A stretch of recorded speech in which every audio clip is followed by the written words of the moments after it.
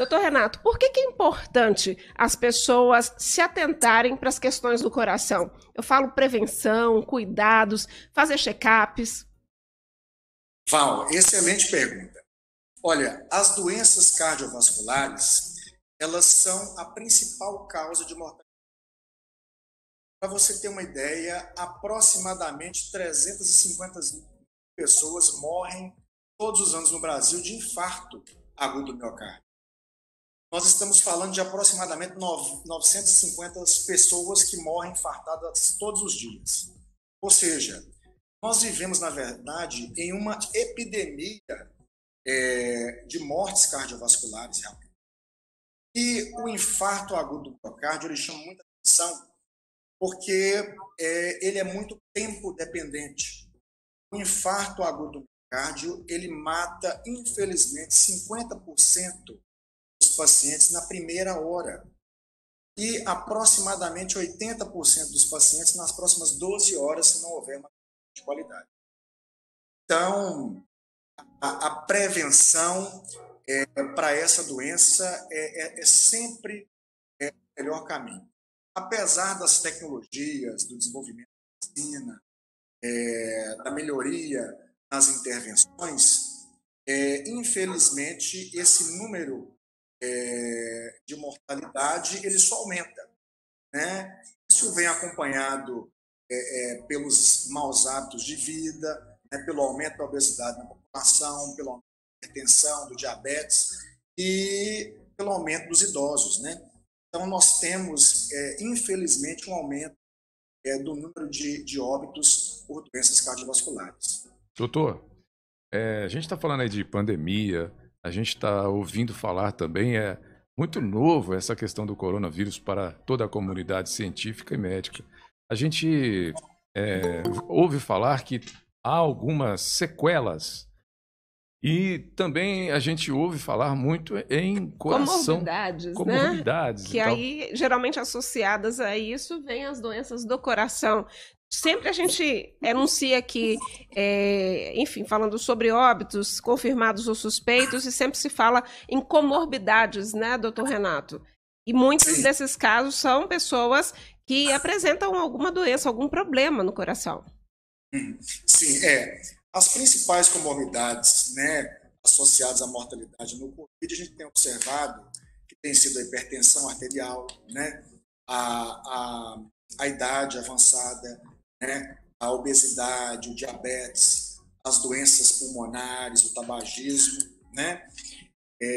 Mas é importante salientar, Val e Beto, hoje eu assisti uma apresentação do presidente da Sociedade Brasileira de Cardiologia, e ele mencionou um estudo muito interessante. O número de atendimento aos doentes cardiovasculares reduziu nos hospitais. No entanto, a mortalidade cardiovascular nos domicílios ela aumentou em 30%. Ou seja, infelizmente, diante da pandemia, muitos pacientes evitaram, né, procuraram assistência adequada, né? Isso é importante a gente salientar. Doutor Renato, várias pessoas estão enviando aqui as opiniões. Hoje nós estamos perguntando no programa se as pessoas costumam fazer uma avaliação clínica para saber como está o coração. A Thaís Santos está dizendo, eu costumo fazer anualmente um controle. Hoje temos o prazer de ter o doutor Renato acompanhando o meu esposo. É um excelente profissional, muito paciente, tira todas as nossas dúvidas. Parabéns pelo Dia do Cardiologista. Tem participações aqui. A Eliane está dizendo que a doutora Cíntia também é um excelente profissional e nota 1 milhão. A gente estava falando sobre os colegas aí de profissão e a doutora Cíntia está também nos acompanhando, eu comentei a respeito disso aqui no programa, mais participações que chegaram aqui. Eu nunca me senti tão amparado aqui hoje, viu? Médico para tudo, né? Muito bom, né, Beto? Para todos os casos aqui. Também tem aqui Cenáculo de Maria, doutor, que Deus abençoe grandemente, é um ótimo ser humano, muito competente e sempre sorridente. Doutor, o bom humor ajuda, e muita gente falando aí desse lado humano, né, destacando a forma com que o senhor atende os pacientes e, enfim, a família inteira, né? Val, eu fui muito agraciado aqui. Eu tenho o privilégio de conviver com uma população extremamente cativante e é muito fácil executar o nosso trabalho. Primeiro porque a população é uma população muito simples e direta. E segundo porque aqui também nós contamos com o apoio de excelentes colegas em todo o suporte. Então ninguém faz um trabalho sozinho. Então, na abordagem dos pacientes infartados das doenças cardiovasculares, existe toda uma estrutura, desde o atendimento inicial na portaria, até o diagnóstico, até o encaminhamento adequado, o pós-procedimento em CTI, né, o acompanhamento das possíveis complicações. Então, eu tenho motivos para sorrir de sobra, sempre. Ô, doutor, a gente está falando aí de quando visitar o médico. Existe esse quando? É a partir de alguma idade? Você tem que ter ali uma rotina de tempo, ou seja, de ano em ano, de 6 em 6 meses? Tem uma avaliação ou cada caso é um caso mesmo? Beto, excelente pergunta. Então, inicialmente, a avaliação cardiovascular ela deve iniciar a partir dos 40 anos. Pelo menos uma avaliação a cada 2 anos. No entanto, se o paciente ele possui uma história familiar de doenças cardiovasculares, uma história familiar de morte súbita, né? Existem várias causas de morte súbita, arritmias, doenças genéticas. Se o paciente ele possui esse histórico familiar, é necessário que ele faça um acompanhamento inicial de forma bem precoce. Muito bem. Em Curvelo, eu tive o prazer e o desprazer de conhecer o paciente mais jovem que eu já vi infartar. Um paciente que infartou aos 27 anos de idade. Ele possuía as 3 artérias do coração entupidas, né?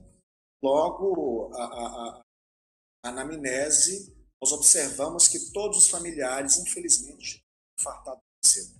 Então, os casos são individualizados, tendo a história familiar, uma genética de infarto de doenças cardiovasculares, esse acompanhamento tem que ser precoce. No entanto, na população geral, a partir dos 40 anos, é o recomendado pela Sociedade Brasileira de Cardiologia. Ok, doutor. Só para fechar essa história aqui, em questão de alimentação, a gente brincou aqui em off. Olha, doutor, a gente vai fazer um churrasco aqui em casa. Alimentação está diretamente ligada aos problemas cardíacos? Quando? Quanto? Porcentagem? Sim. Beto, nós temos, na verdade, são 5 grandes pilares, né?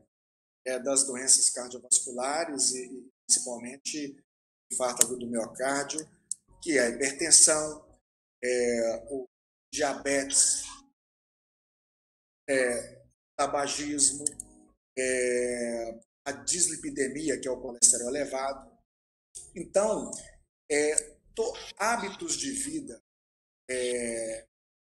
fujam daquilo que seja correto, vai levar ao maior risco de infarto, de doenças cardiovasculares.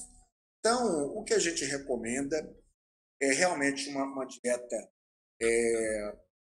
rica em leguminosas, em vegetais, em verduras, em frutas, e redução das carnes, das gorduras, né?